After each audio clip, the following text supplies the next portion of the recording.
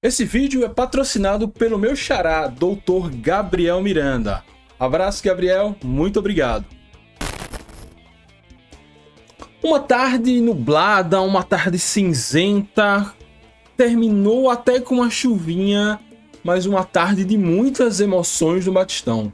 Começou com tensão, com o Guarani jogando melhor, e aí veio a ansiedade no time que tentava e pouco produzia. Veio a aflição, o relógio passando, e o jogo se encaminhando para pênaltis. E veio a euforia. Gol de Maicon Aquino, mas a frustração, o VAR anulou o gol corretamente, por isso é importante ter o VAR. Frustração e, por fim, alívio. Alívio de ter passado nos pênaltis, não felicidade. A torcida do Confiança não saiu feliz dessa tarde no Batistão, essa tarde, início de noite.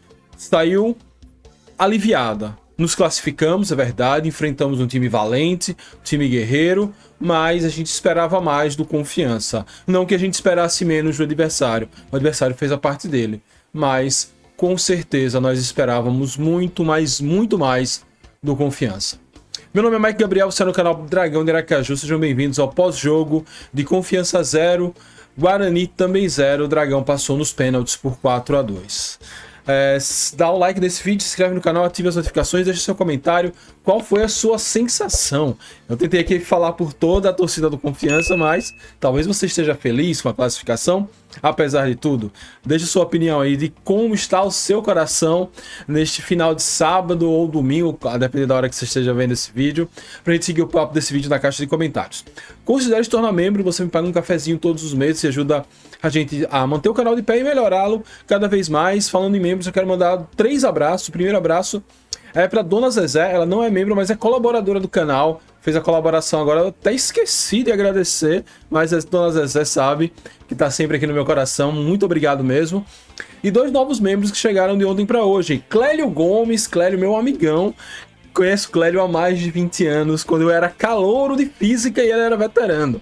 Hoje o homem é doutor em física e eu até saí da física. E Lucas Luiz sentou do meu lado hoje no setor 30 lá no Batistão. Perguntou na hora como é que faz para se tornar membro. Eu falei, ó, tem um botãozinho aí, seja membro. Ele foi lá, fez um membro, conversamos bastante sobre o jogo. Gente boa demais, super simpático. Um abraço, Lucas. E de qualquer sorte, deu sorte lá. Volta sempre lá no setor 13. O setor 30 para dar sorte ao Dragão. Sem mais delongas, vamos lá falar de como foi Confiança e Guarani. Bem, primeiro vamos falar do ponto mais tenso e que talvez reflita toda essa temporada que não tá tão legal assim. O ataque ineficiente. Mais um jogo do Confiança sem marcar gols. Tem sido uma constante. Confiança. Eu fiz essa estatística aí em algum vídeo. A gente só conseguiu marcar 2 ou mais gols nos rebaixados, Dourense e Desportivo Aracaju. Nos últimos 2 jogos foram 2 0-0 contra o América e agora contra o Guarani. Anteriormente teve o jogo contra o Dourense, teve 1-0 contra o Itabaiana e 1-0 também contra esse próprio Guarani, o time do 1-0, do 0-0. Muito cruzamento, o time que tenta cruzar, mas não tem nenhum exímio cabeceador, ou não tem ninguém com grande presença de área. Muito pouca articulação, quando o time chega, tenta tocar a bola, aí no final ou ele vai para um cruzamento, ou o jogador entra na área e não sabe o que fazer. Poucas jogadas de linha de fundo, poucas triangulações, poucos chutes de fora da área, e quando eles saem bizarros. Então Confiança precisa melhorar seu repertório ofensivo, precisa melhorar muito a bola parada do Confiança é ridícula, a gente mal leva perigo, e aí a gente pode variar essa bola. Eu sei que muita gente não gosta do escanteio curto, mas se for para bater escanteio do jeito que a gente tá batendo e que não leva perigo quase nenhum, quando eu digo quase, teve até um lance bastante perigoso que quase saiu um gol, é melhor cobrar curto, enfim, variar mais as cobranças de escanteio, porque a bola parada também tá muito ruim, o ataque é muito ineficiente. A nossa sorte é que a defesa tem suportado bem, mas o ataque precisa melhorar muito.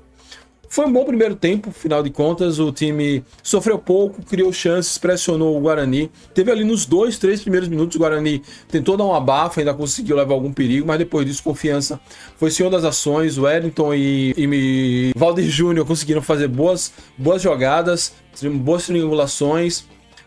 Enfim, o Confiança conseguiu levar perigo, ainda não, como eu falei no primeiro tópico, ataque ainda ineficiente, mas mesmo diante disso, conseguiu se estruturar e bem.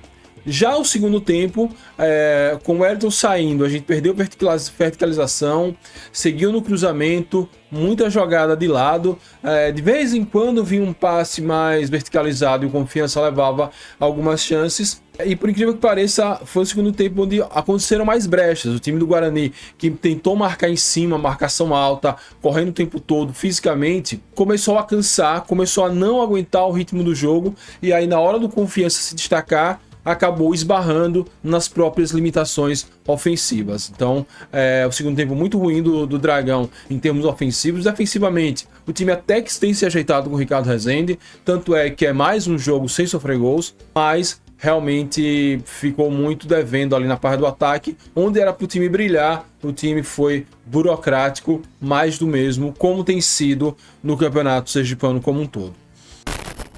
Doutor Gabriel Miranda é apoiador e patrocinador deste canal. Gostaria de agradecer muito a ele pelo apoio, pelo patrocínio e deixar um forte abraço para o meu xará, Doutor Gabriel. Para não falar só das nossas deficiências e das nossas virtudes, tem que elogiar o adversário. O Guarani, a gente já falava, dos times do interior, dos times de menor investimento, é o time mais organizado. Teve suas chances no início do jogo, no final do jogo até teve alguma chance ou outra, marcou bem, conseguiu anular os ataques do Confiança, fez a cera que deveria fazer, acabou caindo nos penais. A gente já viveu isso o ano passado, guardado as devidas proporções, quando a gente enfrentou o Ceará no Castelão, acabamos caindo só nas penalidades. Então, o Guarani é um time que fez um bom trabalho. Eu não sei como é que fica em termos de vagas para as competições nacionais do ano que vem. Eu creio que Copa do Brasil eles não vão conseguir, mas tomara que consigam pelo menos uma vaga na Série D. Foi um ótimo trabalho, um trabalho de referência, que o Galo do Sertão siga nesse caminho, que é um caminho que pode dar muito certo. Infelizmente acabou trombando com Confiança, deu uma vaciladinha ali no final. Esse jogo poderia ter acontecido, por exemplo, lá em Porto da Folha, e a história seria completamente diferente. Deixar aqui nossos aplausos e nosso carinho para a turma de Porto da Folha, que fez um ótimo trabalho. Cair nas quartas de final para o Confiança dentro do Batistão não é um resultado que a gente se diga anormal, mas eles conseguiram realmente fazer um jogo muito digno.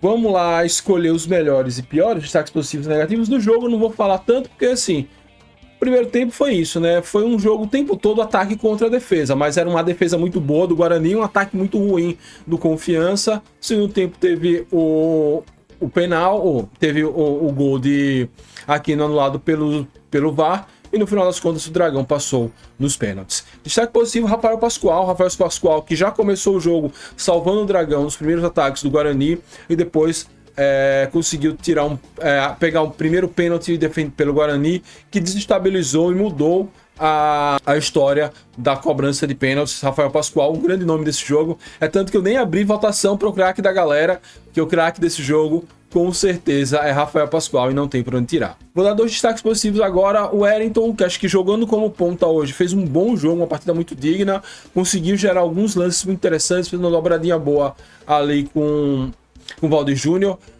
Talvez se ele tivesse entrado no segundo tempo, ou se ficado mais tempo em campo, fazendo essa dobradinha, a gente tivesse matado o jogo no primeiro tempo, no tempo normal, desculpa, mas fez uma partida muito digna, muito boa. E Ícaro, zagueiro, a gente vinha criticando a zaga no início, e eu poderia estar falando do próprio Eduardo Moura, que entrou bem, poderia falar do Renilson, que começou bem na zaga, depois foi para a volância, mas para falar desse momento da defesa do Confiança, que quase não toma gols, tomamos um gol somente nesses jogos com o Ricardo Rezende, que foi da Dourense. Vamos falar aqui do menino Ícaro, que conseguiu ir muito bem na nossa defesa, representando esse momento bom do sistema defensivo do Confiança.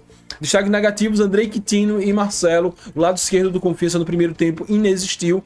Quando a bola chegava lá, era um cemitério de jogadas. Andrei ou não acompanhava direito as jogadas, ou quando pegava a bola sempre fazia o mesmo movimento, atrasando a partida, ia para o lado, depois cortava para o meio e era engolido pela marcação do Guarani. Quando teve a bola de frente com o goleiro, não soube o que fazer, acabou recuando, tentando cruzar, não me lembro agora. E Marcelo também não conseguiu dar a dinâmica que a gente via Marcelo dando nos primeiros jogos dessa competição. Marcelo já fez boas partidas, já foi eleito aqui como destaque da partida, mas dessa vez está faltando esse dinamismo. Eu não sei se Ricardo tá pedindo para ele segurar mais, mas o fato é que aquele Marcelo muito veloz, muito incisivo, sumiu. Nos últimos jogos a gente precisa dele para a reta final do campeonato. E é isso, turma. Esse foi o relato do jogo. Como eu falei no início, a gente sai aliviado por ter passado nos pênaltis, mas felizes não muito. O time precisa muito melhorar para que a gente resolva os jogos no tempo normal. Agora nós encararemos um clássico pela frente, pelas semifinais. Se o América passar pelo Lagarto amanhã, a gente enfrenta um clássico contra o Itabaiana. Se o Lagarto passar, a gente enfrenta um clássico contra o Sergipe. As datas ainda serão confirmadas, mas vai ser um jogo nesse meio de semana, quarta ou quinta, e o jogo no próximo final de semana, sábado ou domingo. Vai depender de qual adversário será definido e a gente só saberá isso amanhã no início da noite. É isso. Muito obrigado a todos. Saudações proletárias. E fui.